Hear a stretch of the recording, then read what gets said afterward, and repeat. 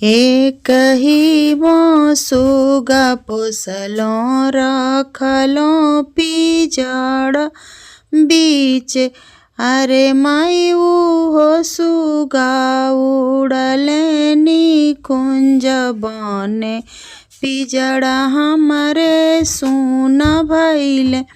अरे माई उहो सुगा उड़ले निकुंज बने, पिजड़ हमरे सुन भइले। एकही मोधिया पोसलो रखलो नयन बीच। अरे माई उहो धिया चलली ससुरवा, त गोदिया हमरे सुन भइली। अरे माई उहो धिया चलली ससुरवा, त गोदिया हमरे सुन भइली। आंगने में अम्मा रोवे, दुअरे पर पापा रोवे।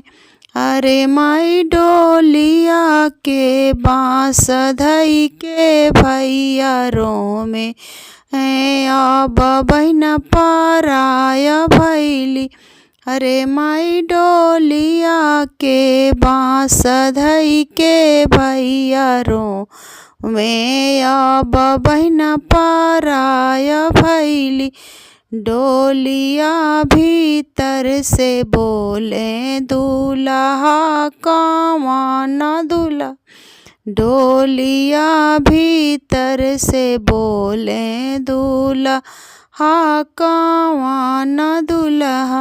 अरे छोड़ सरऊ डोलिया के बांसवा, तया बधन हमार भइली। अरे छोड़ सरऊ डोलिया के बांसवा, तया बधन हमार भइली।